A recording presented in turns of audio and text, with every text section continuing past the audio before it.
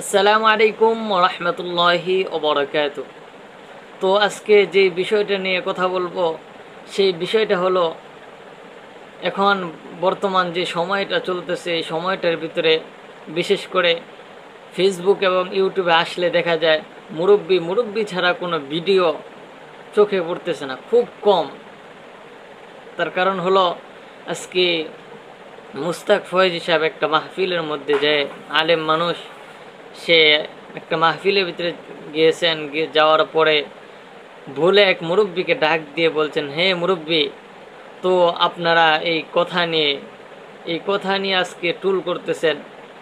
তো যখন মুস্তাক ফয়েজি সাহেব যখন রসুল্লাহ সাল্লাল্লাহু আলাইহি ওয়াসাল্লামের জীবনের শুরু লগ্ন থেকে নিয়ে শেষ লগ্ন পর্যন্ত যে কথাগুলো বলেছেন, এই কথাগুলো আপনারা শুনেন নাই, এই কথাগুলো আপনাদের কানে যায়নি।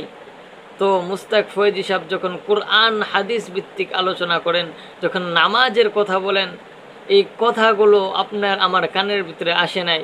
তো দুষ্টামি করে এক কথা বলছে, এই কথা নিয়ে আপনার আমি এমন ব্যস্ত হয়ে পড়েছি, শুধু এই মুস্তাক ফয়েজি সাহেবকে ছোটো করতেছি না, এই মুরব্বী বলা ধারা, এই মুরব্বী বলা দ্বারা এই মুস্তাক ফয়েজি সাহেবকে ছোটো করতেছি, আমরা মুরব্বীদেরকে ছোটো করতেছি, মুরব্বীদেরকে অপমান করতেছি।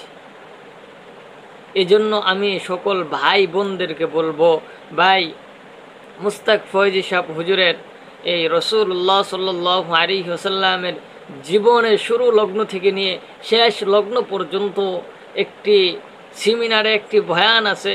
আপনারা যদি সময় সুযোগ হয় তাহলে এই বয়ানটা শুনবেন।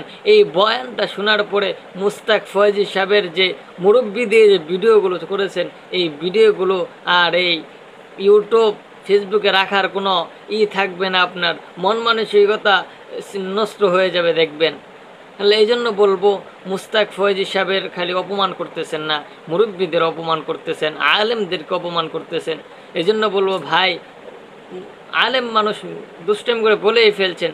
তো আমরা যারা করতেছি ভিডিওগুলো, আজকে দেখা যাচ্ছে 5 বছরের বাচ্চা থেকে নিয়ে 3 বছরের বাচ্চা থেকে নিয়ে বৃদ্ধ বয়স পর্যন্ত সবাই এটা নিয়ে ভিডিও করতেছি আমরা। এই জন্য বলবো, ভাই, আসুন আমরা সবাই মিলে এই আলেমদের কদর করার চেষ্টা করি। তো আলেম মানুষ বলে ফেলছেন, কি করবেন, কিছু করা যাবে না, তার জন্য এটাকে নিয়ে ভাইরাল করতেছেন।